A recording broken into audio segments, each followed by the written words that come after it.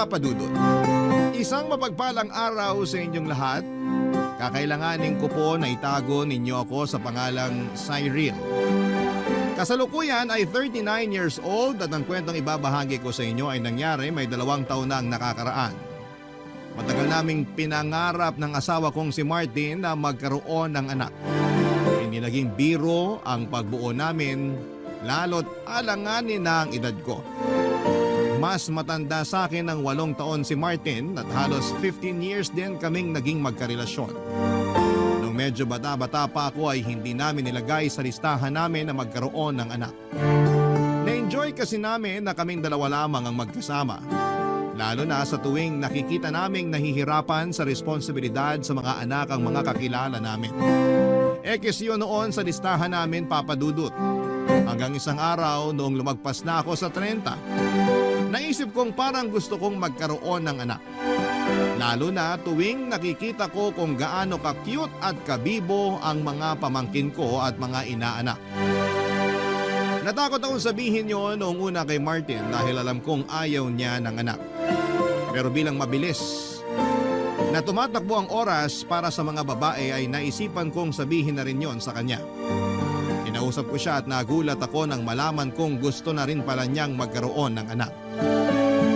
Natuwa ako noong sinimulan na namin ang pagbuo at sinubukan namin ang lahat ng pwede at makakaya para masigurong may isisilang akong sanggol. Kaya lang tulad ng nasabi ko sa inyo ay naging alanganin nga ang lahat dahil sa edad ko. Mas nakadagdag pa sa hirap namin sa pagbuo dahil laging nakasampa sa barko ang asawa kong si Martin. Kaya naman nag-request ako sa kanya na magpahinga muna kahit 2 buwan para makabuo kami. At hindi nagtagal ay nakabuo na nga kami. Hindi ko makakalimutan kung paano namin nalaman ang tungkol sa pagkakabuntis ko.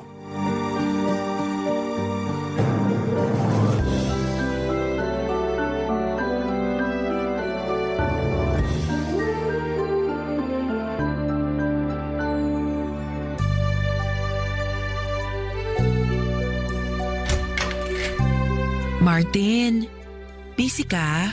Inaayos ko lang tong zipper ng maleta ko. Oo nga pala. Sasampa ka na pala ulit sa barko next week. Oh, huwag ka na malungkot. Babalik din naman ako bago magpasko. Alam ko naman. Sanay naman ako na lagi kang wala. Parang papunta ka na sa panunumbat na may halong toyo yan ah. Ewan ko ba? Nung isang araw pa ako tinutoyo. Huwag ka mag-alala. Magmamaasim ako na parang suka. Para perfect match tayo. Uy, huwag ka na malungkot ha. Pati ako nahahawa na sa'yo eh. Sorry kung nadamay kita sa mood ko. Bagsak lang talaga yung emosyon ko ngayon. Gusto kong sisihin yung full moon. Pati buwan na nananahimik sa langit pag didiskitahan mo. Ayos lang yon. Mabilis lang ang araw. Magugulat ka na lang. Nasa tabi mo na naman ako. Hindi lang naman kasi pag-alis mong kinalulungkot ko eh. Ay, alam ko. Sorry ha. Ba't ka nagsusorry? Hindi mo naman kasalanan kung bakit hindi tayo nakabuo habang nakabakasyon ka. Feeling ko kasi nadala ko ng pressure sa maikling bakasyon ko na makasama ka. Tapos, kailangan makabuo ka agad tayo bago ako sumampa. Kaya siguro naging mahina yung alaga ko. Hindi nakapag-perform ng maayos. Huwag ka nga. Nag-level up nga yung performance mo eh. Ako nga tong mukhang hindi nakahabol. Kaya siguro hindi tayo nakabuo. Wala na lang sisihan. Nag-enjoy pa rin naman tayo kahit talo. Babawi tayo pag babako ulit ng barko, okay? Okay. Gusto mo tulungan kita sa maleta mo? Alam mo, kailangan ko nga ng tulong mo. Pwede bang paikuha yung toolbox sa garahe? Sige. May iba ka pang papakuha? Palambing na rin ng orange juice na maraming ice. Saka kung may natira pang pandesal kaninang umaga. Okay lang? Ikaw pa ba? Thank you, mahal. O sige, iinitin ko na yung pandesal at saka… Oh, okay ka lang, mahal? Okay lang. Medyo nahilo lang bigla. Sa puyat siguro to kagabi. Sabi kasing wag nang tapusin yung pinapanood mo kay drama kagabi. Ako na lang kukuha ng toolbox sa garahe. May gusto ko bang kainin? Didiretso na rin ako sa kusina. Pakuha na lang ng tubig tapos damihan mo ng ice. Mala. Kailan ka pa uminom ng tubig na may ice? Para akong naglalaway sa yelo eh. Hindi ko alam. Puyat yan. Sige, kukuha na ako. Ano gusto mo ipare sa tubig na may ice? Gusto mo nung natirang spaghetti natin kagabi? Ayoko nun. Nasusuka ako doon. Ha? Halos na kalahati mo nga yung niluto mo spaghetti kagabi ah. Tapos ngayon nasusuka ka? Ewan, parang bigla akong nasusuka. Nasusuka ako kapag naaalala ko yung amoy at kulay ng spaghetti. Naumay ka siguro tapos nakadagdag pa yung puyat mo. Para ka namang doktor niyan. Kulang na lang resetahan mo ako ng gamot. Kung may re-reseta man ako sa'yo, dalawa lang yun. Yakapsul at Kispirin. Yak! Ang luma ng banat ah. Pengi naman ang Kispirin dyan oh. Parang sasakit tong ulo ko eh. Sige na nga. Oh, pati sa bibig ko, umay ka na rin ba? Hindi ko alam. Sandali. Pupunta lang ako ng banyo. Cyril? Okay ka lang ba? Okay lang. Sabi ko na eh. Buntis ka na. Kinabigla ko talaga ang huling sinabi ni Martin. Buntis ako. Paanong nangyari? Nakailang beses akong gumamit ng pregnancy test pero lahat negative. Tapos nung sinukuan ko na ang pag-check ay bigla namang sasabihing nakabuo na kami. Hindi ko na maintindihan kung bakit lagi na lamang kaming ginugulat ng tadhana. Kinabukasan, nanginginig ako noon na nagbukas ng pregnancy test kit at makalipas lamang ang ilang minuto matapos kong gamitin ay nakumpirmang tama ang hinala ni Martin. Napalundag kaming pareho sa sobrang tuwa. Hindi talaga namin inakala. Kung kailan naman paalis na siya ay saka humabol ang magandang biyaya. Iba talaga kapag sinurpresa ka ng tadhana. Magugulat ka talaga at aapaw ang saya. Hindi na namin naayos ang maleta ni Martin at nag-celebrate kami kaagad. Lumabas kami ng bahay para kumain sa paborito naming resto at saka pinag-usapang muli ang biyayang natanggap namin. Napakasaya namin. Kung alam nyo lang, walang kasing saya. Ilang taong kaming sumubok na makabuo at lahat ng mga taong yon ay napuno ng pagkadismaya dahil lahat ng test ay negative. Nakadagdag pa sa pressure ng mga kakilala namin na panay ang tanong kung kailan kami makakabuo para makarelate na raw kami sa mga kakilala naming pamilyado na. Lahat naman ay sinubukan namin pati na nga ang mga pamahiin at pagsayaw sa ubando. Ginawa namin yon. Ganon kami kasabik na magkaroon ng anak. Akala namin kaming dalawa na lang talaga sa mundo ang magkakasama ni Martin at sinusubukan na naming tanggapin yon. Tapos isang araw, nakarating na sa wakas ang magandang balita bago kami tuluyang sumuko. Pinadalahan na kami ng anghel sa aking sinapupunan. Nadagdagan na naman kami ng dahilan para lumaban pa araw-araw. Naging inspirado na kaming pareho lalo na si Martin na mas ginanahan sa pagtatrabaho. Mula nung nakasampa na siya sa barko, Papa Dudut.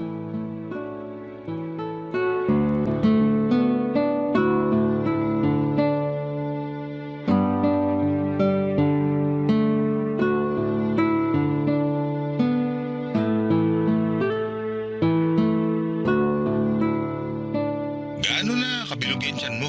Wala pa akong 2 buwang buntis. Hindi pa to bibilog agad. Sorry, na-excite lang. Kanina pa kasi dumadaan sa newsfeed ko sa Facebook yung mga mauumbok na tiyan ng mga buntis. Nainggit ako. Nainggit ka? Eh di pabilugin mo rin yung tiyan mo para magmukha kang 9 months everyday. Grabe ka naman sa akin. Gusto ko, sa'yo yung bubilog. Excited akong hawakan yung tiyan mo kapag lumaki na. Habang mo yung bilog ng gusto. Yung magmumukha akong manghuhula na humihima sa bolang kristal. Ganun ang gusto ko. Ginawa mo pa talagang bolang kristal ang tiyan ko? Maghintay ka. Malapit na to. Baka makipagkompetensya pa ako sa pakwan sa pagiging bilugan. May insecure sa'yo lahat ng bilog na prutas pag nangyari yun. Baka nga ikaw to ipatong sa mesa bilang bilog ng pampaswerte sa bagong taon. Kung ano-ano na lang nai-imagine mong itsura ng tiyan ko, ha? Hindi ko mapigilan eh. Bago ako matulog, lagi kong ini-imagine na magkasama na tayong dalawa. Tapos, kinakamot ko yung ibabaw ng tiyan mo. Lalo na yung uusling pusod mo. Ha? Bakit naman uusli ang pusod ko? Normal daw kasi yun sa mga buntis. Huwag ka mag-alala. Mahal pa rin kita kahit kasing laki na ng chiko yung pusod mo. Kinakabahan naman ako sa pusod ko. Gusto ko lubog pa rin to. Hayaan mo na. Ilang buwan lang naman nakalitaw yung pusod mo. Pagkatapos nun, konting exercise lang siguro. Lulubog na ulit yan. Pwede na ulit pasukan ng mga dumi. Ang saya mong nilalait yung tiyan at pusod ko, ha? Hindi kita nilalait. Kung alam mo lang kung gaano ka-sexy sa imagination ko. Naku lang talaga. Kahit buntis ka, kakalabitin kita. Hoy! Huwag naman masyadong malakas ang boses mo dyan. Baka marinig ka ng mga katrabaho mo. Isipin nila, Gina lang ako sa kalabit anytime. Hayaan mo sila. Masaya ako eh. Ako rin naman, masaya. Sobrang saya. Para akong lumulutang ngayon sa totoo lang. Hoy, baka naman nasusobra ka na sa pag-inom ng mga gamot ha? Kaya pakiramdam mo, lumulutang ka na. I-check mo mabuti yung reseta. Baka mamaya, pusod mo na yung lumulutang-lutang dyan. Hindi pa rin talaga tayo tapos sa pusod ko, no? Ang sinasabi ko lang, mag-ingat ka sa mga iniinom mong gamot. Mahirap na. Lalo't first time mo magbuntis. Ayoko mapahama kayo ni baby. Okay lang kami. Huwag kang mag-alala dyan. Ilang beses kong kinausap yung doktor ko tungkol sa mga nireseta niyang gamot. Nirecord ko pa nga sa phone yung mga sinasabi niya para lang siguradong mabalikan ko kapag may nakalimutan ako. Okay, maganda yon. Maging maingat kayo dyan habang wala ako ha. Araw-araw akong tatawag sa'yo para kunwari, nasa tabi niyo lang ako. Nalungkot naman ako bigla. Huwag ka nang malungkot. Hindi yan maganda sa anak natin. Dapat happy lang, okay? Ang saya lang kasi kung kasama kita ngayon dito sa Pinas habang nagbibilang ng araw kung kailan bibilog yung tiyan ko. At kung kailan uusli yung pusod mo. Nakakainis, panira ka talaga. Basta, uuwi ako kagad pag pwede na. Sabi ko nga nung nakaraan, di ba? Mabilis lang lilipas ang araw. Hindi mo mamamalayan, pababa na naman ako ng barko at pauwi na ulit sa'yo. Gusto ko yan. Hihintayin kita. Umuwi ka kaagad, ah. Uuwi talaga ako kaagad. Lalo ngayon na may dagdag na akong dahilan para umuwi. Ang baby natin? Yung pusod mo. Nakakainis to.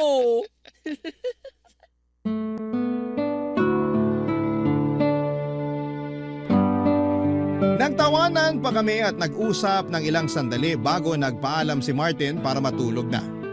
Gabi-gabi kaming magkausap noon at wala kaming ibang naging topic kundi ang pagbubuntis ko. Ewan ko ba, parang hindi kami nauubusan ng pag-uusapan at enerhiya kapag tungkol na sa anak namin ang usapan. Lalo na si Martin, kahit madalas pagod siya kapag nakakausap ko. Pero oras na mag-update na ako sa kanya tungkol sa pagbubuntis ko ay parang milagrong nawawala ang pagod at pagkabugnutin niya. Iba talaga ang epekto ng anak sa magulang.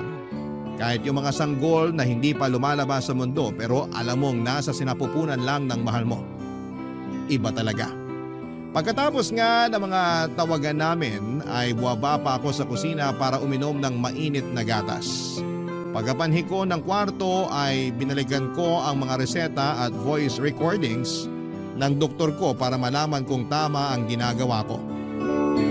Hindi pa ako kaagad nakakatulog dahil para pa rin akong nakalutang mula sa masayang pag-uusap namin ng asawa kong si Martin. Panay ang hawak ko sa tiyan ko at ini-imagine ko na kasing bilog at kasing laki na yon ng pakwan. Lagi ako napapangiti. Hindi na ako makapaghintay. Kahit ang pagpusli ng pusod ko ay nakapagdulot ng kasabikan sa akin. Lahat ng magpapakita na buntis ako ay gusto ko. Kahit na hindi pa magmukhang kaaya-aya ang itsura ko sa mga tao ay wala akong pakialam. Wala na ako ibang pakialam maliban sa bubuuin naming pamilya ng asawa ko. Sa tuwing nagbumuni-muni ako ay hindi magtatagal ay makakaramdam na ako ng antok. Isang madaling araw ay bigla akong nagising dahil sa kakaibang pananakit ng tiyan ko. Napabangon ako at nakiramdam. Hindi ko mapigilang mapangiwi sa sobrang sakit. Dinampot ko ang cellphone ko para tawagan si Martin nang bigla kong maramdaman, Papa Dudut, ang mainit na likido na dumadaloy sa aking hita. Dinudugo ako, Papa Dudut. Barangay Love Stories. Barangay Love Stories. Nakunan ako.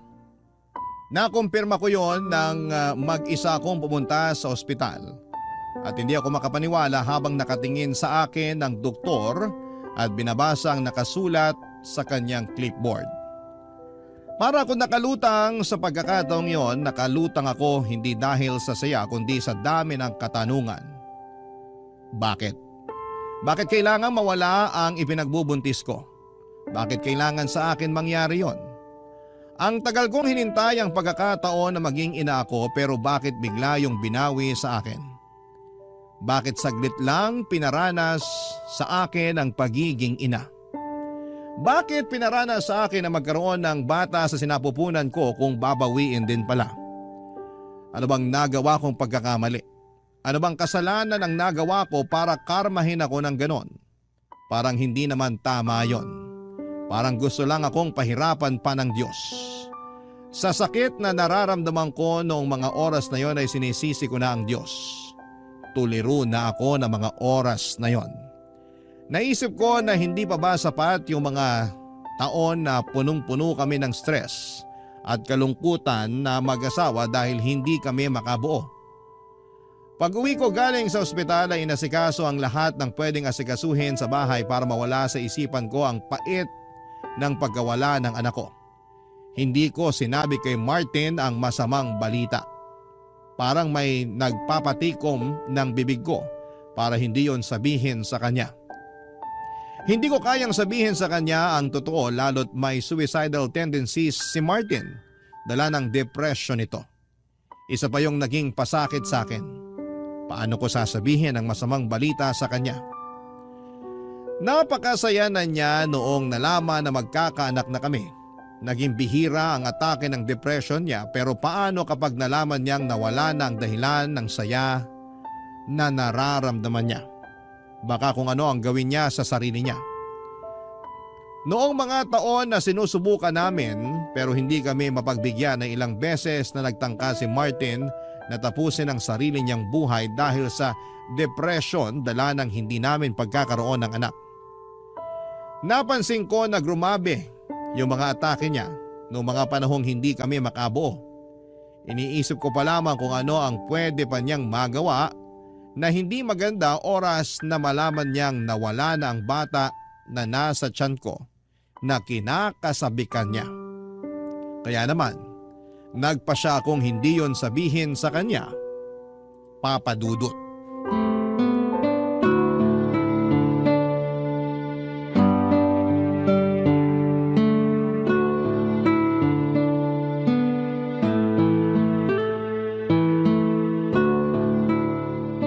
Buti naman, sinagot mo na ang tawag ko. Pasensya na mahal, naging busy kasi ako buong araw. Hindi ko nga halos natignan yung cellphone ko. Naiwan ko pala dito sa kwarto, kaya rin hindi ko nasagot yung mga tawag mo kanina. Bitbitin mo lagi yung cellphone mo. Para kung may emergency man, madali mo lang ako matatawagan.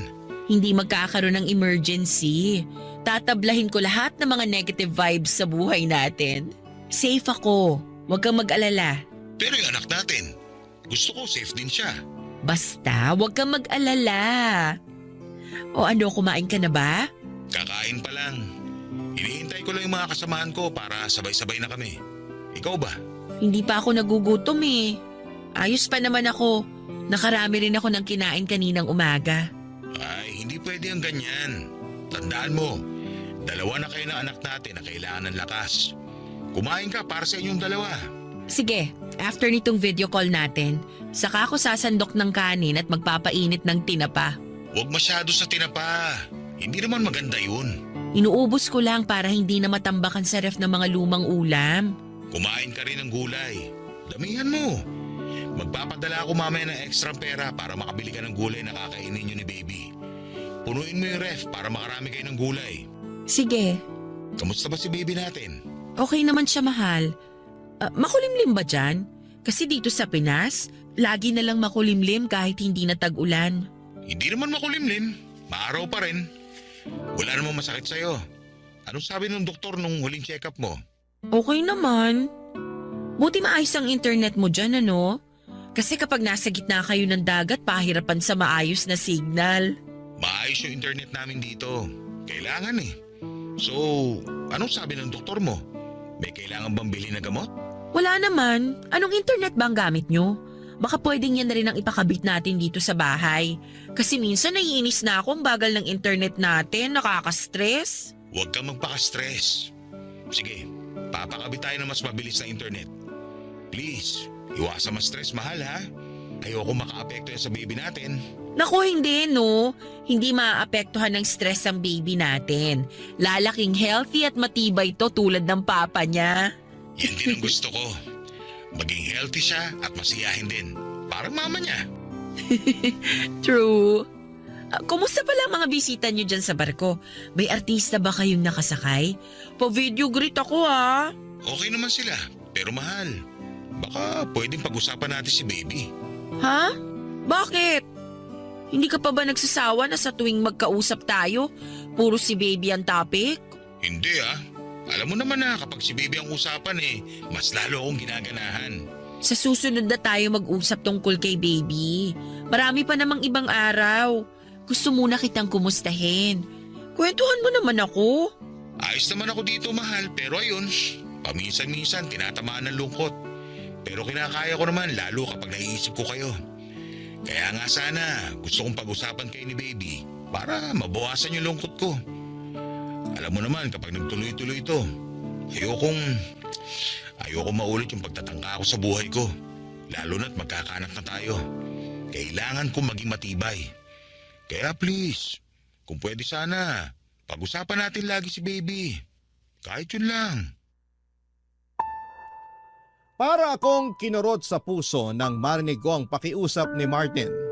Lalo na noong napatitig ako sa kanya at napansin kong malungkot nga siya. Hindi ko man lang naisip na nasa gitna ng karagatan ng asawa ko at malayo sa mga mahal niya sa buhay at hindi man lang makatapak sa lupa. Talagang malungkot yon para sa kanya. Nakonsensya tuloy ako lalo na pero hindi ako nagpadaig doon. Kahit may parte sa akin na gusto ko nang umamin kay Martin pero pinigilan pa rin ako ng takot. Takot na baka mas lalong mabaon sa depression ng asawa ko. Malayo pa naman kami sa isa't isa at hindi ko siya mababantayan. Paano nga kung magtangka siyang muli na tapusin ang buhay niya? Paano ko siya matutulungan kung malayo ako sa kanya? Sana maintindihan ninyo, ang paglilihim ko ay paraan ko para proteksyonan ang asawa ko. Hindi ko na alam ang gagawin. Humingi ako ng milagro sa Diyos na baka naman pwedeng ibalik ang anak namin sa tiyan ko. Pero alam ko naman na imposible yon. Hanggang sa bigla akong nakaisip ng paraan. May gabing sumaglit ang ideyang yon sa isipan ko. Desperada na kasi ako at tinawagan ko ang nooy 25 anyos na pinsan ni Martin na si Alan. Palikero si Alan at hindi napipirme sa isang babae. Hindi nagpapatali. Bata pa kasi kaya mainit pa ang dugo at sobrang taas ng libido sa katawan. Naisip kong siyang solusyon sa problema ko.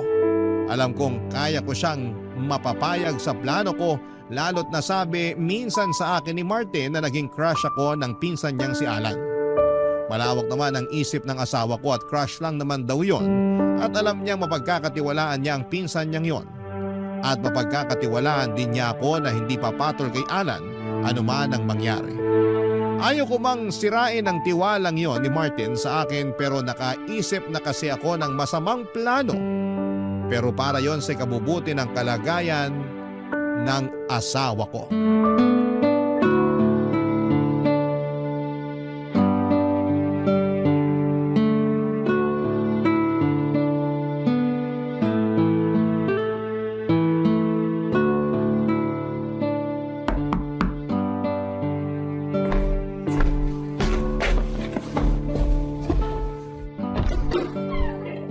Hello, Alan. Halika, pasok ka. Salamat. Kumusta ka, Ate Cyril? Cyril na lang. Masyado mo namang pinaparamdam sa akin na matanda na ako. Pasensya na, pero hindi yun ang intensyon ko. Sa totoo lang, ang bata mo pang tingnan eh. Mas mukha pa nga ako matanda kaysa sa'yo. Tsaka inaati kita kasi paggalang ko na rin yun sa'yo bilang asawa ni Kuya Martin. Huwag mo na akong galangin. Bastusin mo ko. La, grabe ka naman. Bastusin talaga. Biro lang. Maupo ka. May gusto ka bang inumin? Kainin? Maraming laman ref ko. Kailangan ko ng janitor fish na sisimot ng hindi ko naubos na ulam. Yun naman pala ang dahilan kung bakit mo ako pinapunta rito. Tagasimot ng tirang ulam. Baka meron ka pang ibang gustong simutin dito sa bahay. Willing akong ibigay. Kahit ano. Yung mga branded na polo ni Kuya Martin. Panghatak ko rin sa mga babae yun kung sakali. Ouch naman. Ibang babae pa ang gusto mong hatakin nandito naman ako. Biro ba yan? Hindi ako nagbibiro pagdating sa paghatak. Namiss mo siguro yung mga hatak ni Kuya Martin, no? Oo eh.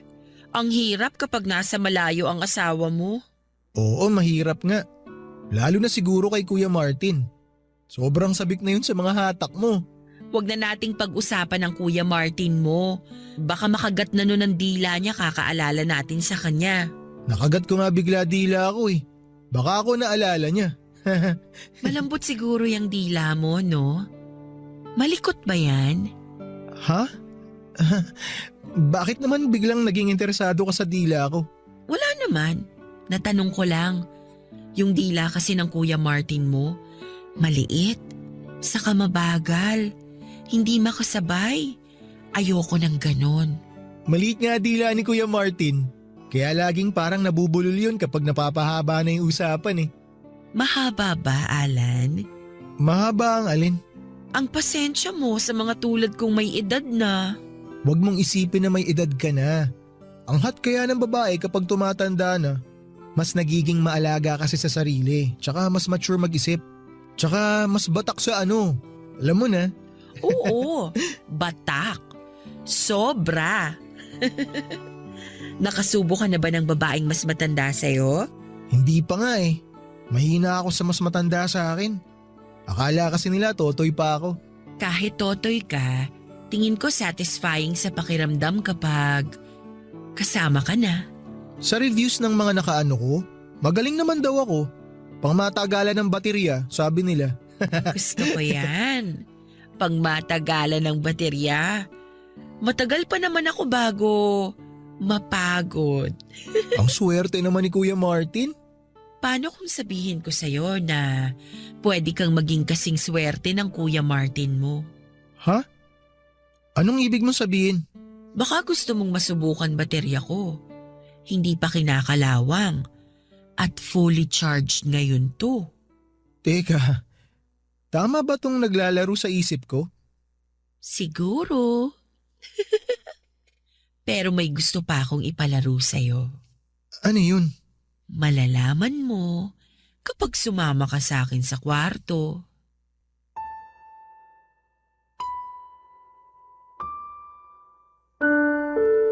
Nakailang beses na napalunok si Alan. Alam kong excited na siya sa tukso na yon. Agad ko siyang hinatak papasok sa kwarto para maisakatuparan ang plano ko. Ang magpabuntis kay Alan sa lalong madaling panahon. Bahala na. Kahit na diring-diri ako noon habang kahalikan siya ay tiniis ko. Inisip ko na lamang ang kasiping ko noon ay ang asawa kong si Martin. Mapusok nga si Alan. Pinagod niya ako buong gabi at sinigurado kong hindi niya ako titigilan. Hindi ako papayag, kailangan kong mabuntis agad sa buwan na yon. Pagkatapos namin ay nakaramdam ng konsensya si Alan. Paano raw kapag nalaman ni Martin ang lahat? Sinabi ko sa kanya na magiging lihim namin yon hanggang hukay. Sinabi ko sa kanya na gusto ko pang ulitin namin yon sa mga susunod na araw. Alanganin siya noon pero agad ko siyang hinalikan para mapa-oo siya. At pumayag naman siya. Alam kong sinabi ng doktor na huwag munang magpapabuntis dahil kakatapos ko pa lamang makunan. Hindi advisable. Sa unang pagkakataon ay hindi ako nakinig sa sinabi ng doktor ng mga oras na yon at hindi na ako naniniwala sa doktor dahil nung una ay sinunod ko naman ang lahat ng sinabi sa akin para maging makapit ang anak ko sa sinapupunan ko. Pero anong nangyari? Nakunan pa rin ako. Kaya lahat ng mga sumunod na galaw ko ay hindi ko na pinagbigay alam sa doktor. Hindi na rin ako nag-follow up check-up after kong makunan. Mas kilala ko ang katawan ko. Alam kong pwede ko pang puwersahin ang katawan ko para makabuo ako sa tulong ni Alan. Papadudot, hindi nga pala nalaman ni Alan na nabuntis ako ng asawa ko. Pinagpasyahan kasi namin mag-asawa na huwag ipaalam sa mga kamag-anak namin na buntis ako para hindi ako ma-stress at ma-pressure sa paglapit nila sa akin. Mabuti na lang pala at walang nakaalam sa ipinagbubuntis ko maliban sa amin ni Martin. Dahil doon ay madali kong nahatak si Alan para makibahagi sa plano ko na muling magpabuntis. Papadudot. Barangay Love Stories. Barangay Love Stories. Malihim ang naging pagpunta ni Alan sa bahay. Wala namang nakapansin isa man sa mga kapitbahay o kamag-anak. Magaling magtago si Alan. Kaya nga siya ang nilapitan ko, alam ko noon na marami siyang naging karelasyon na pinagsasabay-sabay niya. At hanggang sa matapos sila ay hindi siya nahuli ng kahit na sino sa mga yon. Kaya sakto si Alan para sa plano ko. Sinabi ko pa sa kanya na naka-pills din ako, kaya hindi siya dapat matakot na mabuntis niya ako. Pero sa totoo lang ay hindi ako gumagamit ng pills. Gumagamit ako ng mga gamot na nakita ko sa Facebook para mabilis akong mabuntis. Kung tatanungin ninyo kung nakokonsensya ba ako sa mga ginagawa ko noon ay hindi. Dahil gusto ko na talagang magkaroon ng anak. Pakiramdam ko ay patas lang ang ginagawa ko dahil binawi sa akin ang anak ko ng walang pasabi. Bakit naman ako makokonsensya, hindi ba? At ang ikabubuti ng asawa ko ang priority ko. Sa loob nga ng isang buwan ay halos inaraw-araw ako ni Alan.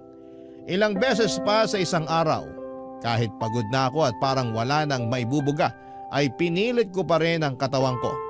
Kailangan kong mabuntis kahit na ano ang mangyari. Wala naman problema yon para kay Alan, bata pa siya at totoong ganado at puno pa ang enerhiya na meron siya. Sigurado ring mabilis kaming makakabuo lalo't bata pa siya. Saka hindi rin problema kung magiging kamukha niya ang mabubuo namin. Para na rin kasi silang kambal ni Martin dahil magkamukha sila mula sa kilay at korte ng mukha. Si Alan talaga ang pinakamagandang candidate para maging ama ng ipinagbubuntis ko na gusto kong mangyari. Kaya lang noong lumagpas na ang isang buwan ay hindi pa rin ako nabubuntis.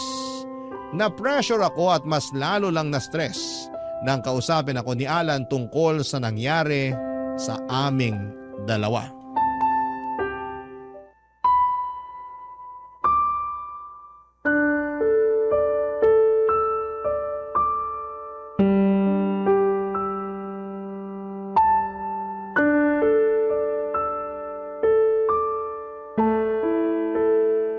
Kaya na ba? Isang round pa. Ha? Okay ka lang ba? Kanina ka pa nakatulala dyan eh. Masyado ba kitang pinagod? Sabi sa'yo pang matagalan baterya ko. May iniisip lang ako. Huwag ka nang masyadong mag-isip dyan. Makakaapekto yan sa performance mo. Gusto mo pa ba? Nakailan na tayo ah. Kaya mo pa? Ako pa talagang tinanong mo. Aba syempre, may ibubuga pa to. Ikaw, meron pa ba? Meron pa naman. Ako pa ba? Kaya lang, Kaya lang ano? nakokonsensya na ako eh. Bakit? Bakit? Dahil kay Kuya Martin, syempre. Sabi naman sa'yo, wag mo nang isipin yun. Wala siyang malalaman. Maghuhugas lang ako ha. Tapusin mo na yung pag-overthink at konsensya mo. Tapos next round na tayo ha. Parang ayoko na ng ganito, Cyril. Ha? Paanong ayaw? Matapos mo akong patikimin ng langit sa kakaaatras? Gusto ko pa rin naman, kaya lang… Gusto mo naman pala eh. Yun ang mahalaga. Pero may isa pa akong gusto eh. Kaya pa yan ang baterya ko. Sabihin mo lang kung ano gagawin ko. Paano kaya kung maging tayo na lang? Bakit mo naman biglang naisip yan? Iba kasi yung connection natin sa kama eh. Naisip ko lang, ikaw pa lang yung na-experience ko na kakaiba. Sobrang kontento ako, ganun. Kaya nakakaselos nga si Kuya Martin eh. Kasi asawa ka niya. Makontento ka na lang sa ganito. Alam mo bang kapag magkarelasyon na, nababawasan na yung thrill sa kama. Mas maganda yung ganito. Patago. Mas masarap. Pangarap nga to ng mga kaidaran mo, di ba? Parang namimiss ko na kasi yung pakiramdam na meron girlfriend. Yung steady lang. Ayoko na ng papalit-palit ng babae. E di isipin mo na lang na girlfriend mo ko. Ganun na lang. Pero gusto ko tayo na talaga. Hindi pwede. Bakit hindi pwede? Sabi mo naman napapasaya kita sa kama. Sabi mo mas magaling ako kaysa kay kuya. Ano pa bang ibang requirements mo para pumasa na ako bilang boyfriend mo? Mahal ko ang Kuya Martin mo. Hindi tayo pwede, Alan. Alam ko na alam mo kung ano tong pinasok mo. Hanggang kama lang tayo. Oo, alam ko nga pinasok ko. Pero pwede naman kasi magbago isip ko eh. Alam ko na sinabi ko sa'yo nung una na gusto kong ikama lang kita. Pero habang tumatagal, nagbago feelings ko eh. Hindi yan uubra sa akin. Kasal kami ng Kuya Martin mo. May annulment naman. Mahal ko nga si Martin. Kaya hindi pwede. Ni minsan ba hindi ka na-attract sa akin? Ay. Alam mo naman siguro yung tungkol sa suicidal tendencies ng Kuya Martin mo, di ba? Oo, alam ko. Ako pa nga yung unang nakahuli sa kanya nung nagtangka siyang magbigti. Di ba? Nagtulungan pa nga tayo para maibaba siya sa kisame. Kaya mo pa bang makita ulit yon? Hindi ko kaya. Ayoko ng pagdaanan ulit yun. Kapag nalaman niyang may nangyayari sa atin, pwedeng matagpuan na naman natin siya sa kisame. Sige ka. Baka lang kasi… Nakakaya ba ng konsensya mo yon? Lalo't pinagtapos ka niya ng pag-aaral? Pati mga luho mo tuwing Pasko sagot niya. Sobrang bait ng Kuya Martin mo sa'yo. Tapos gaganunin mo siya? Wala akong alam sa mga nangyayari sa kabilang buhay. Pero malakas ang kutob ko. Kahit ando na ang Kuya Martin mo, baon pa rin niya ang galit niya sa'yo. Kapag nalaman niya na tinuhog mo ang mahal niyang asawa. Huwag ka namang ganyan, Cyril. Sinasabi ko lang sa'yo ang pwedeng mangyari. Oras na malaman ni Martin ang tungkol sa ginagawa natin. Ikaw naman tong nang akit sa akin eh. Pero tumuka ka, di ba? Sa tingin mo, kanino siya masigit na magagalit? Ay, tama ka. Kaya nga ilihim na lang natin to. At least nag-e-enjoy pa rin naman tayo, di ba? Ayaw mo nun? Nag-e-enjoy ka na, pwede ka pang makipagrelasyon sa iba. Hindi naman ako stricto, mature naman ako mag-isip. Walang problema sa akin kung makikihati ako sa girlfriend mo. Ayoko na. Hindi ko to pwedeng gawin kay Kuya Martin. Tapusin na natin to. Hindi na kaya ng konsensya ko eh. Inis na inis akong nakatitig kay Alan matapos niyang sabihin yon. Bakit umatras na lamang siyang bigla? Hindi pa ako tapos sa kanya at hindi pa kami nakakabuo. Sa inis ko ay pinagtabuyan ko siya palabas ng bahay. Napaiyak na lamang ako dahil parang walang pinuntahan ang efforts ko para mabuntis. Bumalik ako sa kwarto para mahiga dahil pakiramdam ko ay nanghina ako sa mga nangyari. Patuloy lamang ako sa pag-iyak hanggang sa bigla kong naramdaman na umiikot ang paningin ko. At bigla ay naduwal ako. Nagmadali akong sumuka sa banyo at noong natapos ako ay napangiti ako. Nagpahinga ako at kinabukasan agad kong nilabas ang isang pregnancy kit mula sa cabinet ng banyo at doon ay nakumpirmang buntis nga ako. Wala akong kasing saya noon pero agad kong naisip si Alan. Malalaman at malalaman itong buntis ako lalo't hindi ko naman nakakasama si Martin. kaya nakaisip ako ng plano. Pinabalik ko si Alan sa bahay para kausapin. Ayaw na sana niyang harapin ako pero sinabi kong buntis ako at doon siya natakot. Minanipula ko pang muli si Alan at nagkunwaring natatakot ako sa ipinagbubuntis ko. Maski siya ay nadamay sa takot ko. Mas lalo siyang nabaon sa konsensya at natakot sa responsibilidad. Sinabi niyang hindi pa siya handang maging isang ama. Lihim akong napangiti. Sinabi ko na ipapalaglag ko ang nabuo namin dahil pauwi na si Martin. Agad naman siyang pumayag. Sinabi niyang mag-ingat ako sa gagawin ko para hindi malaman ni Martin. Tumango lamang ako at saka pinaalis na siya. Nagmadali naman siyang umalis ng bahay at mula noon ay iniwasan na niya ako. Pagkatapos noon ay tinawagan ko si Martin para pauwiin. Minanipula ko rin ang asawa ko na magmadali siyang umuwi. Mabilis naman pumayag ang asawa ko at sinabing gagawa siya ng paraan para makauwi agad. Para makasama ako dahil lungkot na rin daw siya sa barko.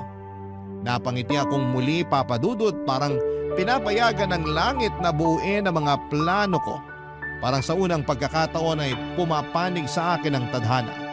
Makalipas lamang ang 2 linggo ay umuwi si Martin para sa ilang linggong bakasyon. Makakatulong yon para hindi magtaka si Alan kapag pinaalam na namin sa lahat na buntis ako. Iisipin niyang nakabuo kami ni Martin habang nagbabakasyon ang asawa ko sa Pilipinas.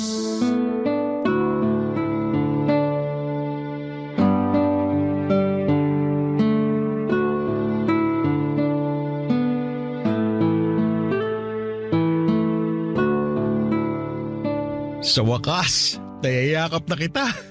Payakap nga ulit.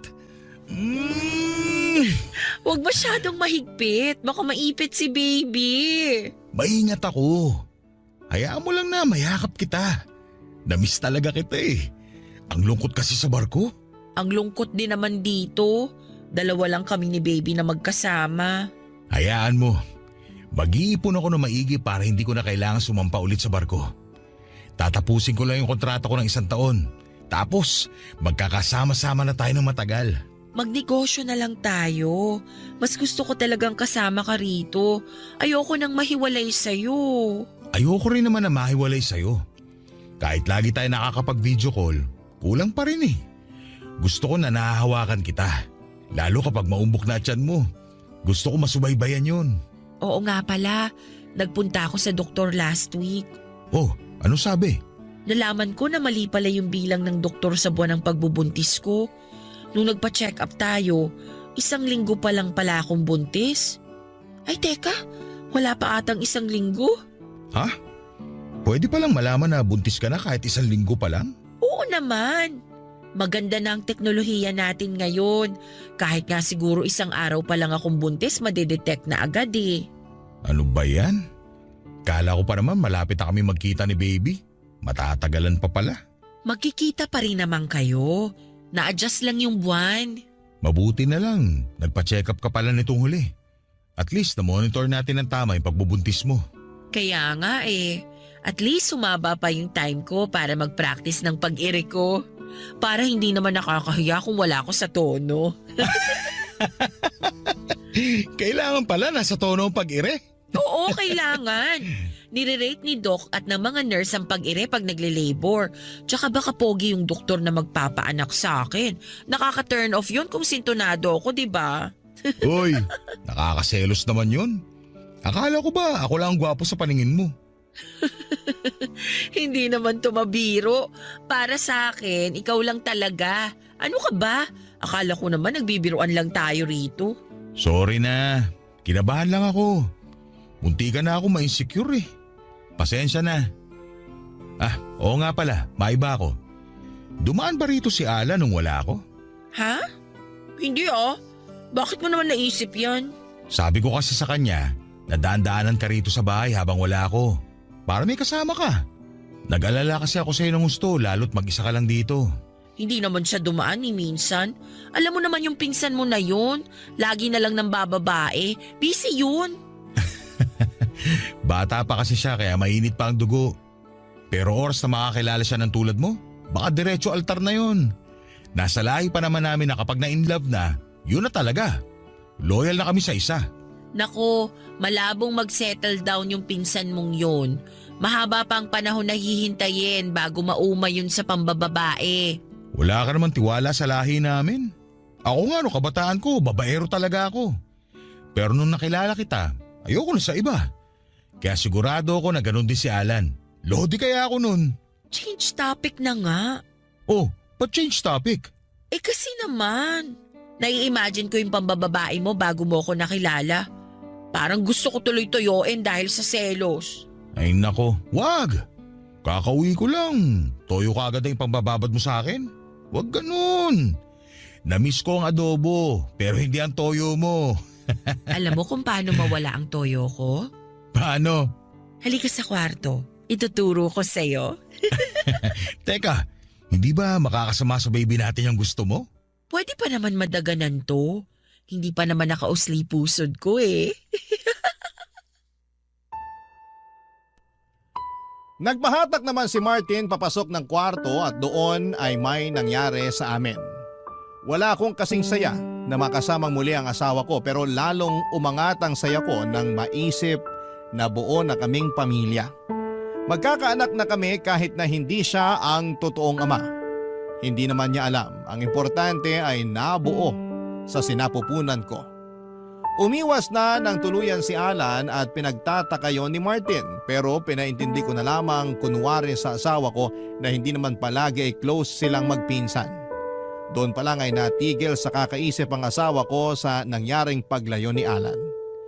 Hindi ko alam kung anong swerte ang dala ni Alan pero sobrang kapit ng bata. Naging sobrang smooth ang pagbubuntis ko. Nang mailabas ko na nga ang anak ko ay napansin agad ni Martin na kamukhang kamukha niya ito. Lalo na raw sa kilay at hugis ng mukha. Natawa na lamang ako at sinabing malakas ang lahi niya. Hindi siya naghinala. At kahit 2 taon na ang nakakalipas, wala pa rin siyang kaalam-alam na hindi niya anak ang iniluwal ko. At wala akong balak ipaalam yon sa kanya. Maswerte nga rin ako kasi nag-ibang bansa na si Alan. Mas lalo kaming nawala ng pagkakataon na magkita at mas napadali ang pagkawala ng konsensya sa pagitan namin. Masaya na ako lalo't kasama na namin ng anak ko si Martin. Hindi na nga muling sumampa si Martin sa barko at nanatili na lamang sa Pilipinas kasama ko. Ngayon ay pinaplano naming magkaroon pa ng isa pang anak. Pero nahihirapan na ako dala ng edad ko at maswerteng naihabol ko talaga ang panganay namin, ang anak ni Alan na buong buhay ko hanggang sa kabilang mundo ay walang ibang kikilalaning ama kundi si Martin. At araw-araw kong ipinapanalangin na ipaubaya na sa akin ang lihim na yon. Nangako akong magiging mabuting ina at asawa bilang kapalit. Nga po pala, sinadya ko pong ibahin ang mga pangalan ng mga taong naging bahagi ng kwento ko. Gusto ko lamang pong makasigurado na may tatago ang pagkakakilanlan namin kahit papaano.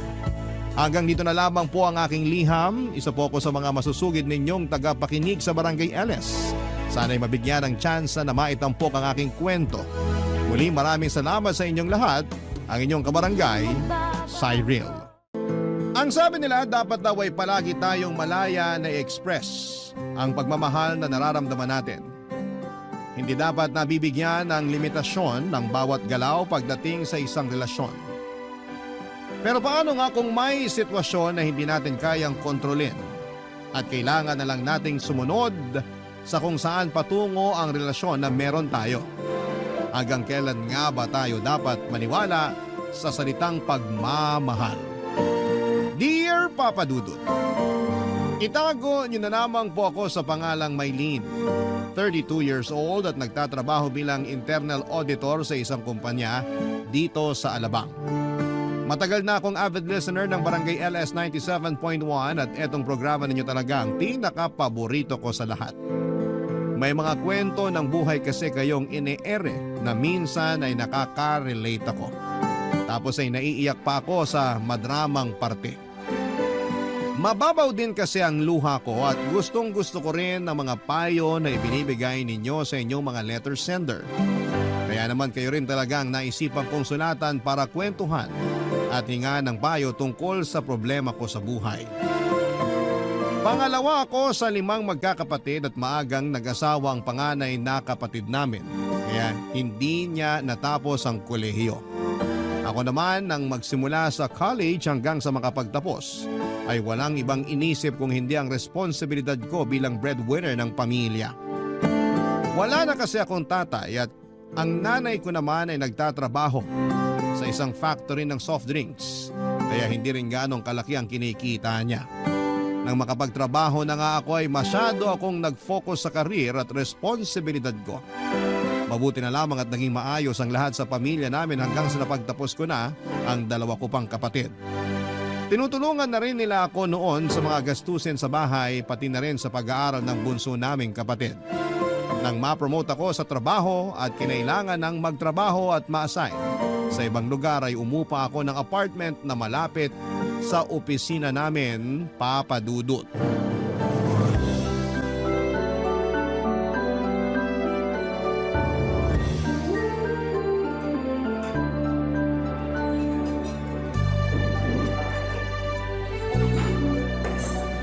Ay, ang tagal namang iserve ng in-order kong pagkain. Nagugutom na ako. Sana pala sa ibang restaurant na lang ako nag-dine-in, hindi dito. Maylin, Noah? nakakatuwa nakita kita dito. Kumusta ka na? Ayos lang naman ako. Ikaw, kumusta ka na? Ayos lang din naman ako.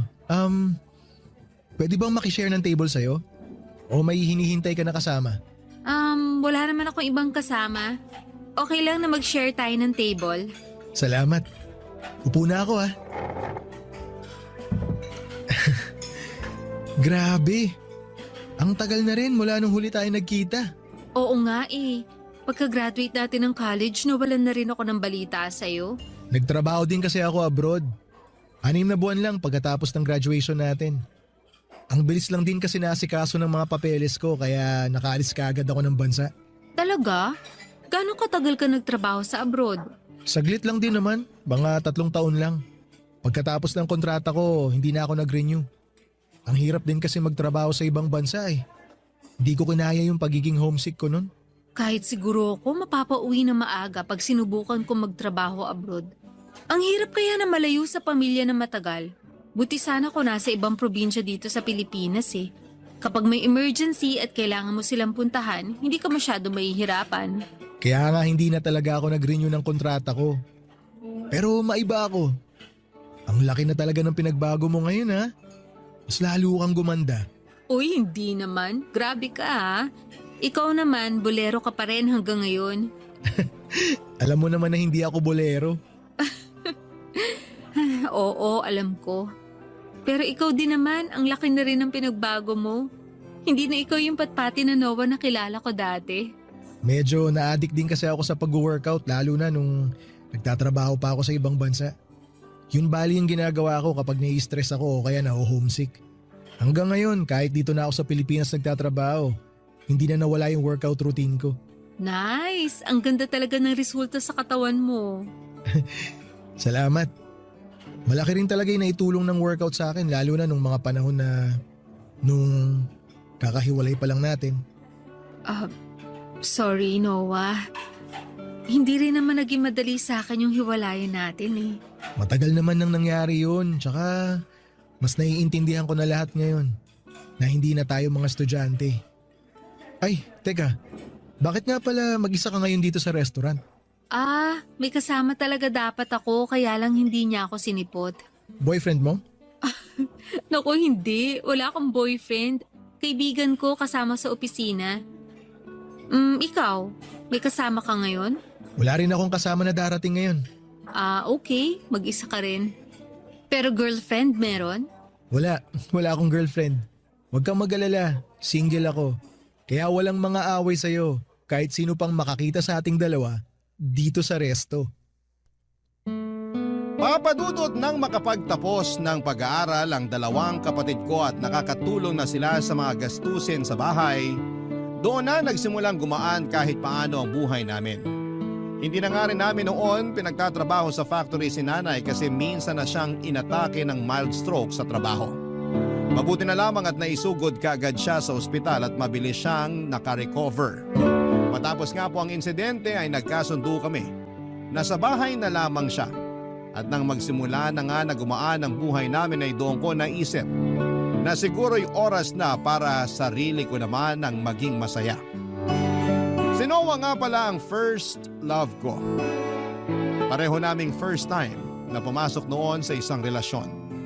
Magkaklase kami sa isang minor subject noong second year college hanggang sa maging magkaibigan kami. At naging magkaibigan. Kaya lang ay naghiwalay kami sa pagtungtong namin ng fourth year dahil sa stress ako sa pag-aaral at part-time job ko. Habang nag-aaral kasi sinasabay ko na ang mag-part-time na trabaho sa isang maliit na opisina sa amin bilang encoder. Pakiramdam ko noon ay hindi na ako nagiging fair sa relasyon namin dahil nawawala na ako ng time kay Noah. Kaya naman binitawan ko na siya. Wala talaga kaming naging maayos na closure dahil ayaw niyang tanggapin ang pakikipag-break ko sa kanya noon. Hanggang sa napagod na lamang din siya na habulin, suyuin at subukan na ayusin ang natapos naming relasyon noon. Pero sa muli naming pagkikita pagkatapos ng ilang taon ay nagsimula ang pagbalik ng closeness namin sa pamamagitan ng pagchat-chat at tawagan sa isa't isa. At sa kabila nga ng nalaman ko tungkol sa kanya ay hinayaan ko pa rin na muli siyang pumasok sa buhay ko. Inamin kasi sa akin ni Noah na may anak na siya at kasal siya sa nanay nito pero 2 taon na raw silang magkahiwalay. Papa Dudut.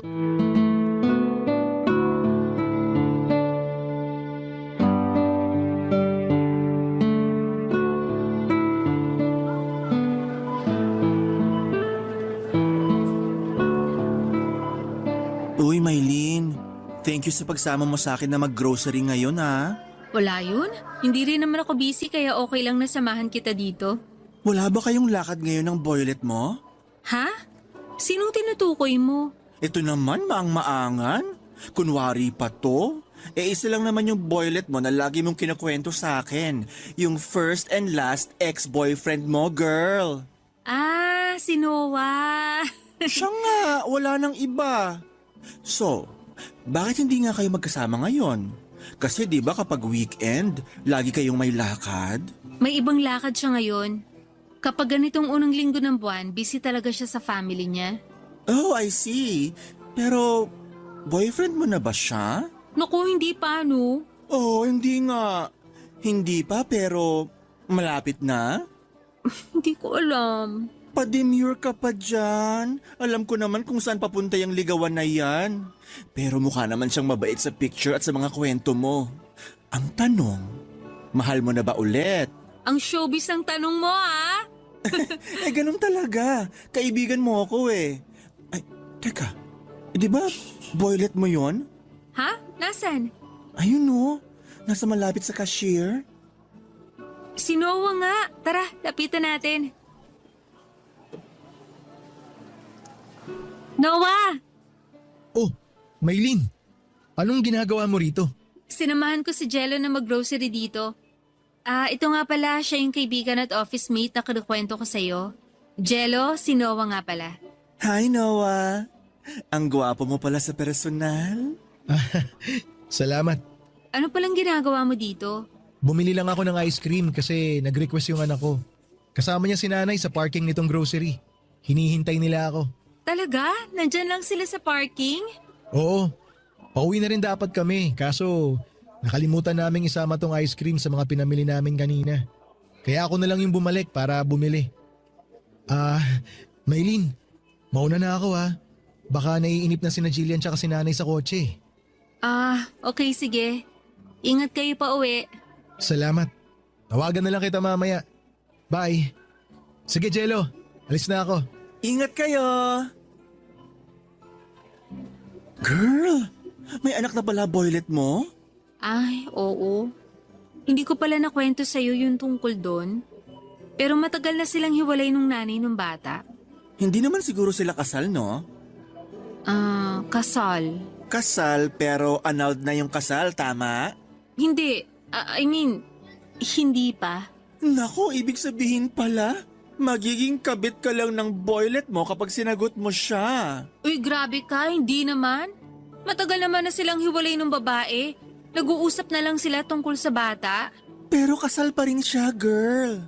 Kaya real talk lang ha, magiging kabit ka pa rin niya. Bakit daw hindi pa sila nagpapaanal? Sinubukan nila kaya lang, hindi rin inapprove sa korte. Kasi wala raw sapat na dahilan para mapawalang bisa ang kasal nila. Naglabas na nga raw sila ng malaking pera nun pero nasayang lang. Kaya hindi na nila muna prioritize ang tungkol sa pagpoproseso ng annulment. Ang hirap din pala ng sitwasyon mo. Kahit maging boyfriend mo na siya, hindi mo pa masasabi na sa'yo lang talaga siya. Kasi nakatali pa rin siya sa kasal nila nung nanay ng anak niya. Kaya, sorry ha.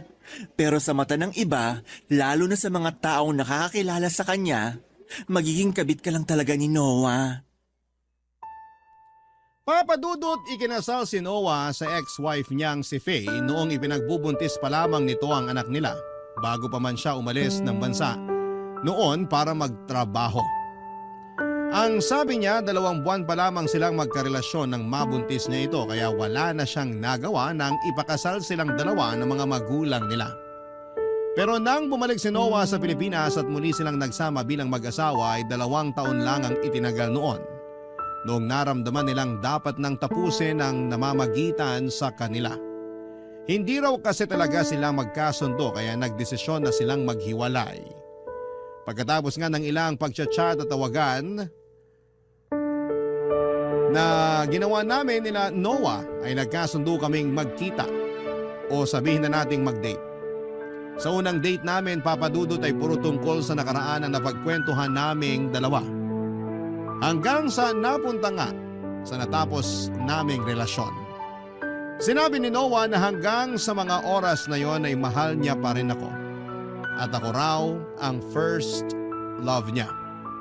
Humingi siya ng isa pang pagkakataon para sa aming dalawa at sinabi ko naman na handa akong ibigay yon. Pero wag muna kaming magmadali. Marami na rin ang nagbago sa aming dalawa sa muling pagtatagpo ng landas namin, Papadudot. Pero nang bigyan ko ng pagkakataon na muli naming makilala ang bagong version ng isa't isa, alam ko na hindi yon magiging madali para sa amin. Lalo na nga, Papadudot, at kahit hiwalay na si Noah sa nanay ng anak niya, nananatili pa rin siyang nakatali dito dahil hindi pa napapawalang bisa ang kasal nilang dalawa ng mga panahong yon. Papadudot. Barangay Love Stories. Barangay Love Stories. Hindi nagtagal, Papadudot, tuluyan ko nang muling binigyan ng isang pagkakataon ang naputol naming relasyon ni Noah. Naging porsigido rin kasi siya sa panliligaw niya sa akin at nanumbalik din lahat ng kilig at pagmamahal na nararamdaman ko sa kanya noon. Hindi ko na ipinagdamot pa ang second chance sa aming dalawa at pakiramdam ko noon ay hindi ko yon pinagsisisihan dahil palaging pinaparamdam ni Noah sa akin ang pagmamahal niya. Ma-effort din siyang boyfriend kasi kahit magkaiba kami ng schedule at rest day sa trabaho ay gumagawa siya ng paraan para matuloy ang date naming dalawa. Pinupuntahan niya ako sa place ko o kaya ay sa opisina pagkatapos ng trabaho niya. Magkasama din kami palagi kapag off niya sa trabaho at madalas na nagmo-movie marathon lang kami sa bahay. Pagkalipas nga ng ilang buwan sa relasyon namin ay nagdesisyon kami ni Noah na magsama sa isang apartment na parehong malapit sa pinagtatrabahuhan namin, Papadudot.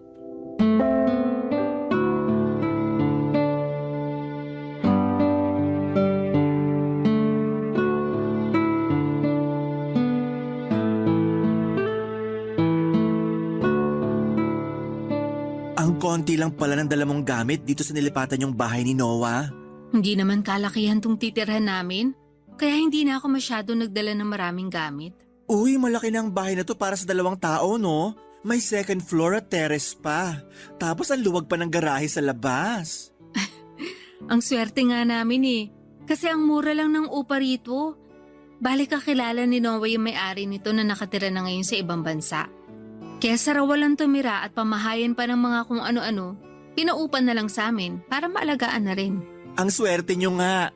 Sakto na to sa inyo kahit magkaanak pa kayo ng 5. Anong anak ang pinagsasasabi mo? 5 pa talaga ah. Girl, magsasama na kayo sa iisang bahay na parang mag-asawa ng boyfriend mo. Kaya hindi imposible na mangyari yun. Pero wala pa naman yun sa plano namin eh. Ni hindi nga namin yung pinag-uusapan. Matanong ko lang, gumagamit ba kayo ng proteksyon kapag, alam mo na, Madalas oo. Pero may mga oras na hindi. kita mo na? Kaya posible pa rin na makabuo kayo, lalo na ngayon na magsasama na kayong dalawa. Kung mangyari man yun, wala naman ako nakikitang masama. Sabi mo nga, magsasama na kami na para mag-asawa. Magsasama na kayo na parang mag-asawa kahit alam natin na may asawa pa rin siyang iba. Jello? Mapupunta na naman ba sa topic na yun yung usapan? Sabi ko naman sa'yo matagal na silang hiwalay ni Faye. Hindi lang talaga nila priority na i-process ang annulment sa ngayon. Hindi sa ayaw nilang mapawalang bisa yung kasal nila. Ayaw lang muna nila maglabas ng malaking pera. Sorry na open ko pa ulit yung tungkol doon. Sa totoo lang kasi, ako yung medyo nahihirapan sa sitwasyon mo kaya ayun, di ko mapigilan sarili ko na magsalita tungkol doon. Maiba ako, kumusta ba kayo ng anak ni Noah? Hindi ko pa nakikilala o nakikita ng personal yung anak niya, pati yung nanay niya. Ano? Talaga ba? Oo.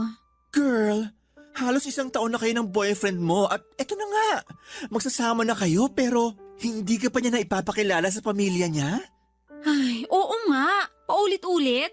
Sorry naman, nagulat lang talaga ako. Akala ko may meet and greet with the fam nang naganap. Hindi naman na kasi kayo mga bata para hindi ka pa niya ipakilala sa pamilya niya. Wala pa nga nangyayari na ganun kasi ang sabi niya, ayaw pa raw ni Faye na may makilalang ibang babae ang anak nila. Ayaw niya kasi umaasa pa siya magkakabalikan pa sila ni Noah? Hindi naman sa ganun. Siguro kasi ayaw niya lang mabigla yung bata. Kung si Noah lang ang masusunod, matagal na raw niya akong gustong ipakilala sa anak niya. Pero syempre, bilang respeto sa nanay ng bata, nagkasundo sila na wag na lang muna. Bakit naman kahit sa nanay ni Noah hindi ka pa maipakilala? Conservative at religious kasi yung nanay niya. Tsaka hanggang ngayon, umaasa pa rin na magkakabalikan pa sina Noah at ex-wife niya.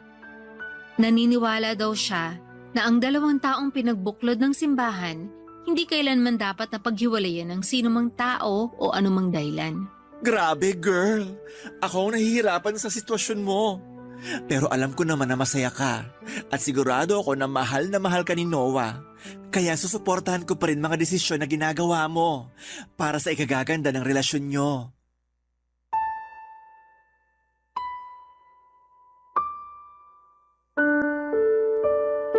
Papadudot, buo naman talaga ang desisyon ko noon sa pagpayag ko na magsama na kami sa isang bubong ni Noah. Alam ko kasi na doon namin mas lalong makikilala ang isa't isa tapos ay seryoso na rin talaga ako sa relasyon naming dalawa. Nasa tamang edad na rin kami para gumawa ng ganong desisyon kaya wala akong nakikitang kahit na anong problema. Isa pa ay malapit talaga yung kinuha naming bahay sa mga trabaho namin. Noong umpisa ay nanibago ako noong magsama kami ni Noah. Ang laki din ng adjustment sa part ko kasi kahit paano, nagbibigay pa rin ako ng panggastos kina nanay noon. Si Noah din ay regular na nagbibigay ng sustento sa dati niyang asawa para sa anak nila.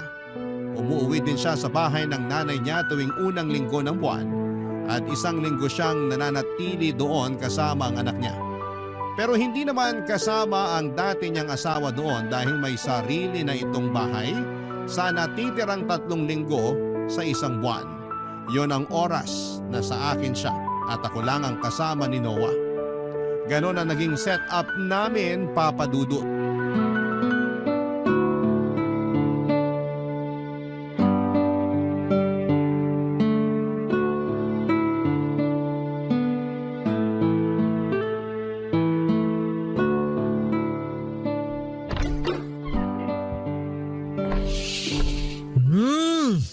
Ang bango naman ng naaamoy ko. Be, nakauwi ka na pala. Sorry kung medyo na-late ako ha. Na-traffic na naman ako. Okay lang.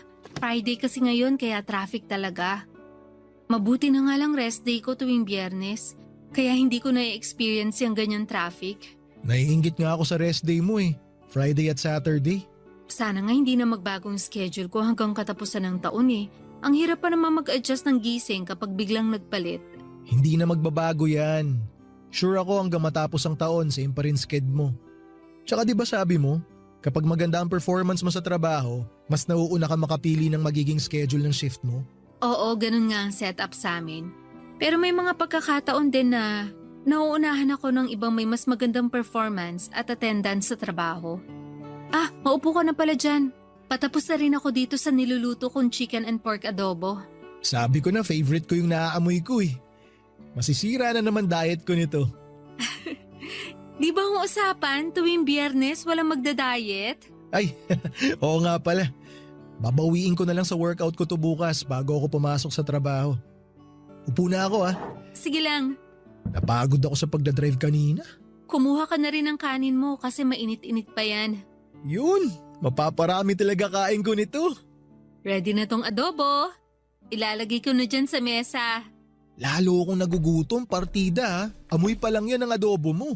Siguraduhin mo lang na itataob mo yung kaldero natin ha. Sinarapan ko talaga tong luto ko. Salamat be ha. Buti na lang konti lang kinain ko nung lunch namin kanina. Pero be, hindi talaga ako makaget over. Amoy pa lang kasi talaga nitong niluto mo, alam kong sobrang sarap na eh. Ikaw kaya ang reyna pagdating sa chicken and pork adobo? Tuwing nagluluto kasi ako, lagi kong nilalagyan ng secret ingredient. Ano bang secret ingredient ang nilalagay mo be? 2 galon ng 100% na pagmamahal ko. Kaya naman pala sobrang sarap talaga eh. Tamang-tama yung timpla tapos yung karne napakalambot. Sigurado ako kapag natikman to ng anak ko, magugustuhan niya rin to. Pareho kami ng paboritong ulam nun eh. Ang dami palang namana sa iyo ng anak mo, no?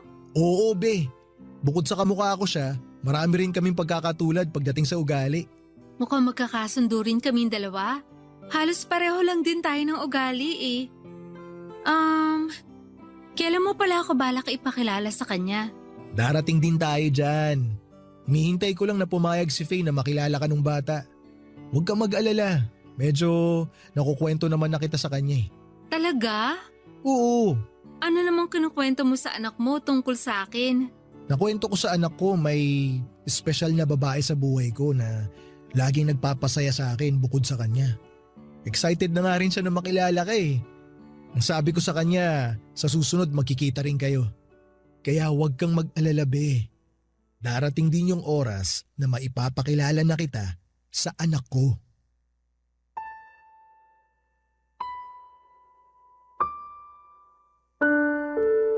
Papadudot pakiramdam ko noon ay hindi pa talaga ako tuluyang nakakapasok sa buhay ni Noah. Oo, magkasama na kami sa isang bubong at para bang mag-asawa na rin ang turingan. Pero kasi ni minsan ay hindi niya pa ako napakilala sa anak o sa nanay niya.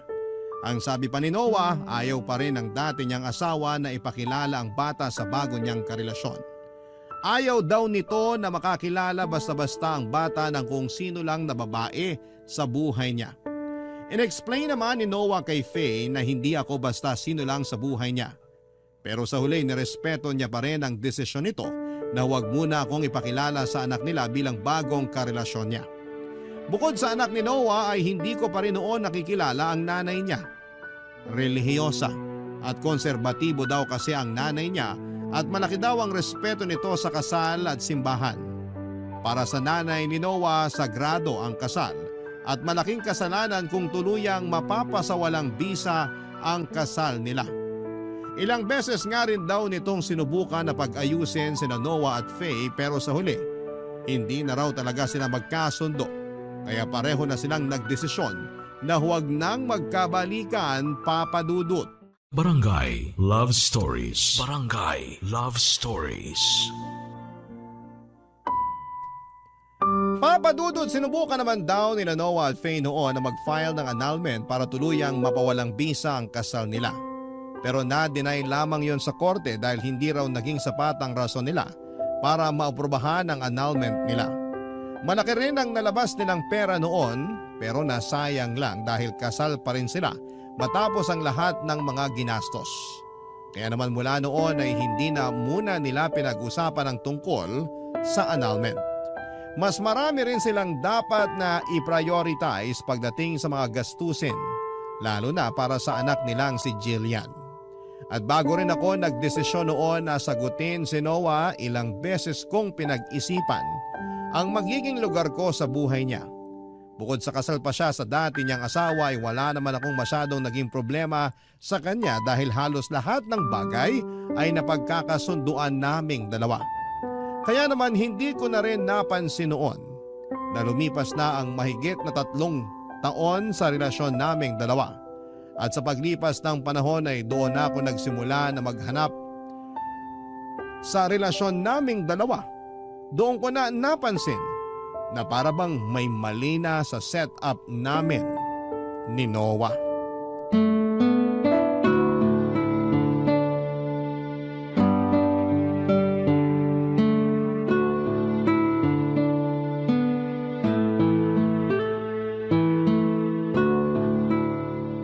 Oh girl, tapos ng shift mo ah. Bakit nandito ka pa sa office? Hinihintay ko yung tawag ni Noah eh. Mag-grocery kasi kami dapat ngayon bago umuwi ng bahay. Unang linggo nga pala ngayon ng buwan, kaya nakaschedule siya ron sa anak niya. Oo, pero dahil Sunday na ngayon, ihahatid niya na lang dun sa bahay ni Faye yung bata bago niya ako puntahan dito sa opisina. Nung Monday pa sila magkasama ng anak niya dun sa bahay ng nanay niya. Upo na nga muna ako dito sa tabi mo. Sabay na ako sa'yo paglabas mamaya pagdating ni Noah. Tumatawag si Noah. Sagutin ko lang saglit to ah. Sige lang girl. Hello, Be? Nasaan ka na? Be, sorry. Ngayon lang ako nakatawag. Papunta na ako dyan. Papunta ka pa lang? Oo, kasi kakahatid ko lang kay Jillian sa bahay ni Faye. Di ba kanina ka pa nag-chat sa akin na on the way na kayo ni Jillian sa bahay niya? Oo. Ibig sabihin ba, nagtagal ka pa sa bahay niya kanina? Hindi be, hindi ako nagtagal. Saglit lang kami ni Jillian doon. Bago kasi kami makarating sa bahay ni Faye, may nadaanan kaming bagong bukas na coffee shop. Gusto ni Jillian na dumaan muna kami ron. Nag-take out lang kami kasi nga may lakad pa tayong dalawa. Umorder kayo ng pagkain para may pasalubong ka sa ex-wife mo. Pasalubong ni Jillian yun sa mami niya. Kaya wag ka na mag-isip ng kung ano-ano dyan. O sige na, basta papunta na ako. Hintayin mo na lang ako. Ano pa bang magagawa ko? Mag-ingat ka sa pagdadrive. Bye. Bye.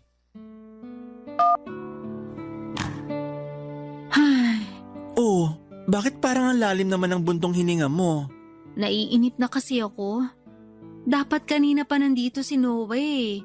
Pero papunta pa lang pala siya. Pero di ba nabanggit mo dati na hindi naman masyadong malayo yung place ng ex-wife niya dito sa opisina natin? Oo nga.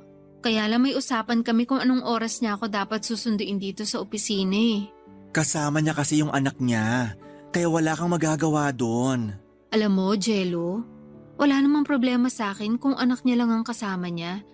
Doon ako naiinis sa part na parang may bonding moment pa sila ng ex-wife niya. Well, hindi mo na maaalis yan kasi nanay siya ng anak ni Noah. Pero ako na yung current girlfriend. Kaya dapat limited na lang ang bonding nilang dalawa. Dapat nga wala na silang bonding at all. Dapat nga hindi na rin siya bumili ng pasalubong para kay Faye. Binilhan niya ng pasulubong ex-wife niya? Hindi direktang binilhan ng pasalubong pero dumaan daw sila ng anak niya sa bagong bukas sa coffee shop kanina. Gusto raw kasing bumili ng bata ng pasalubong para sa mommy niya. Oh, yung bata naman pala may gustong bumili ng pasalubong para sa mami niya. Anong problema doon? Kaninong pera ba yung gagamitin na pambili ng pasalubong? Malamang kay Noah, di ba? So anong iisipin ni Faye? Kay Noah galing ang pasalubong at hindi sa anak nila. Teka nga. Akala ko ba malinaw na doon sa ex-wife niya na hindi na sila magkakabalikan ni Noah at nag-uusap na lang sila para sa bata. Ikaw pa nga yung paulit-ulit na nagsabi sa akin noon dati, di ba? Oo. Oh, bakit ngayon ikaw yung nagbibigay ng mali siya sa ginagawa nilang co-parenting sa anak nila? Ay, ewan ko. Ang hirap pala talaga ng ganitong sitwasyon. Mas mahirap ngayon na magkasama na kami ni Noah sa iisang bahay. Kasi kahit para mag-asawa na kami, hindi ko pa rin maramdaman na akin siya na 100%. Parang kailangan na palagi ako may kahati sa oras niya. Ganon talaga. Kasi may responsibilidad na siya sa ibang babae bago pa man maging kayo ulit.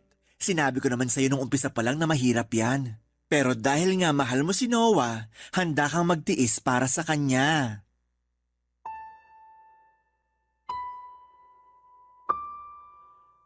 Papadudot aaminin ko na kahit 3 taon na kami ni Noah noon at ilang taon na rin silang hiwalay ng dati niyang asawa ay nagsiselos pa rin ako ng mga panahon na yon. Lalo na kapag nandoon ang boyfriend ko sa bahay ng nanay niya kasama ang anak niya. Nung umpisa ng pagsasama namin ay medyo nag-overthink pa ako na baka matagal silang magkasama sa bahay ni Faye. Si Noah kasi ang susundo sa anak niya mula sa bahay nito para sabay na sila ng bata na umuwi sa bahay ng nanay ni Noah. Lahat yon ay inoorasan ko talaga para malaman kung gaano katagal siyang nagstay sa bahay ng dati niyang asawa. Noong umpisa dahil nagsiselos talaga ako kapag tapos na ang 1 linggo ay uuwi siya sa bahay na malamig ang pakikitungo ko sa kanya. Ang hirap kasing itago at kimkimin ang selos. Hanggang sa namamanhid na lamang ako at makasanayan namin ang ganong setup ng relasyon naming dalawa ni Noah. Kagaya nga ng sinabi ni Jello, ginusto ko rin naman ang ganong sitwasyon at tinanggap ko kung anumang responsibilidad meron si Noah, Papa Dudut.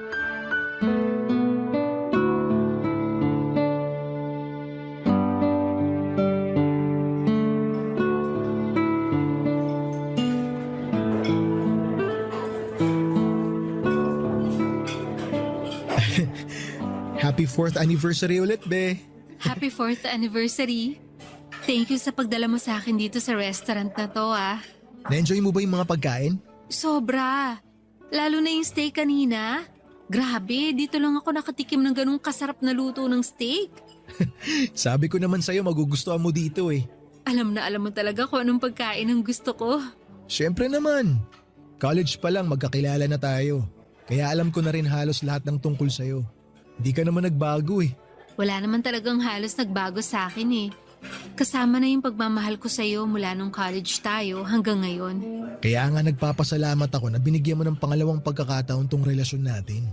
Naramdaman ko kasi na mahal pa rin kita kahit ilang taon na yung lumipas mula nung maghiwalay tayo. Kaya hindi ko na sinayang yung pagkakataon na madugtungan ng kwento nating dalawa.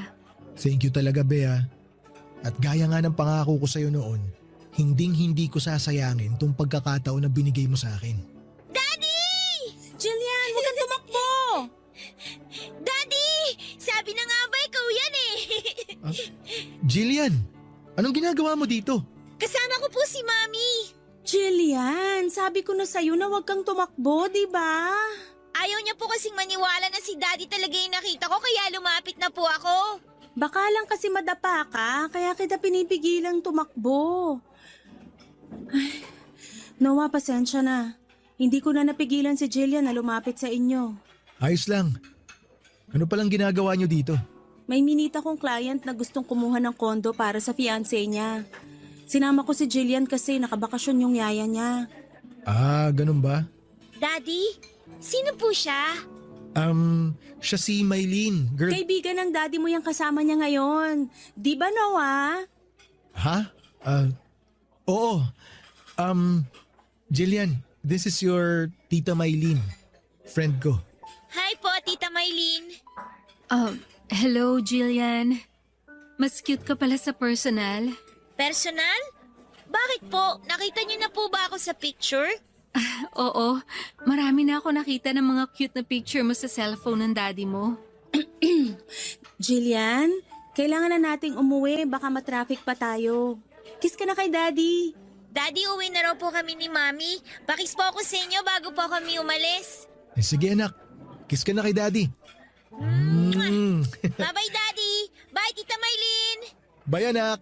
Bye, Jillian. Sige, Noah. Mauna na kaming umalis ni Jillian. Mag-ingat kayo pa uwi. Salamat. Tara na, Jillian. Sige po, Mami. Bye po ulit, Daddy.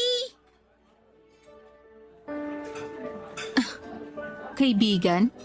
Kaibigan talaga? Pasensya ka na. Alam mo naman na may usapan kami ni Faye na wag mo nang ipaalam sa bata yung tungkol sa'yo eh. Oo, alam ko. Nakakainis lang kasi na hindi mo na nga ako pinakilala sa anak mo bilang girlfriend mo, hindi mo rin ako pinakilala sa ex-wife mo. Sana pinakilala mo rin ako sa kanya na as a friend. Kilala mo naman si Faye sa mga kwento ko sa'yo, di ba? Naipakita ko na rin sa'yo mga picture niya. Kilala ka na rin niya. Ilang beses na kitang nakwento sa kanya. Pero iba pa rin yung pinakilala mo kami sa isa't isa. Para akong hangin lang dito sa harapan nyo kanina. Ni hindi ako sinulya pa ng ex-wife mo. Be, ganun lang talaga si Faye. Hindi siya palakibo sa ibang tao. Pero hindi ako ibang tao lang sa buhay mo, Noah. At dapat alam yun ng ex-wife mo. Be, pasensya ka na talaga. Ano pa ba magagawa ko kung hindi pa ulit-ulit na magpasensya? Alam mo, sa totoo lang, nakakapagod na. Papadudot minsan talaga, kahit gaano mo kamahal ang isang tao, darating ka sa point na makakaramdam ka ng matinding pagod. Lalo na kung alam mong ikaw yung mas nag-a-adjust o nag-e-effort. Alam ko naman na ginawa ni Noah ang lahat para mapunan niya ang pagkukulang niya sa akin bilang boyfriend ko. Ayun nga lang ay hindi ko na mababago ang sitwasyon na meron na siyang malaking responsibilidad sa ibang babae kahit sabihin na anak niya lang naman ang responsibilidad niya. May mga oras na hindi ko pa rin maiwasan na magselos sa tuwing magkakaroon sila ng maikling oras para magkita o magkasama. Oo, anak na lang naman nila ang namamagitan sa kanila pero malalim ang pinagsamahan nila. Kaya may selos at takot pa rin akong nararamdaman. Nagkaayos din naman kami pagkatapos ng pagtatalo na yon sa resto noong 4th anniversary dinner namin. At kahit paano ay naramdaman ko ang lalong paglalambing sa akin ni Noah. Siguro kasi alam niya na hindi rin talaga madali ang sitwasyon ko. Imagine, 3 taon na kaming magkarelasyon pero hindi ko pa nakikilala ang nanay niya o ang anak niya. May parte sa sarili ko na parang hindi pa talaga ako parte ng buhay niya. Para bang nakasabit lamang ako. At minsan ay nasasaktan ako kapag may ibang tao na nagsasabi sa akin na kabit lang ako ni Noah. Kasi nga hanggang sa mga oras na ito ay may bisa pa rin ang kasal nila. Ilang beses lang naming pinag-usapan ang tungkol sa annulment nila at nauwi yon sa pagtatalo. Ang dating kasi ay pinipilit ko siyang asikasuhin ng annulment pero dahil nga sa malaking gastos ay hindi niya priority na gawin ang bagay na yon kaya naiinis ako. Ito talaga ang dahilan kung bakit po ako sumulat sa Barangay Love Stories dahil nahihirapan na ako sa relasyon naming dalawa. Kagaya nga ng nabanggit ko kanina ay hindi ko pa rin maalis sa sarili ko ang magselos at matakot na baka muling magkaayos si Noah at ang dati niyang asawa. Dahil ang alam ko ay single pa rin si Faye hanggang sa ngayon. Natatakot po ako na mapunta sa walang relasyon namin na sobrang iniingatan at pinaglalaban ko. Pero dapat pa nga ba akong kumapit o dapat ko nang bitawan ang lalaki na pakiramdam ko ay wala naman akong balak na pakasalan kahit na kailan. Ngayon pa lamang Papadudot ay nagpapasalamat na ako sa payong maibibigay ninyo sa akin at ng ating mga kabarangay. Hanggang dito na lamang din po ang sulat ko. Ang inyong forever kapuso at kabarangay, Mylene.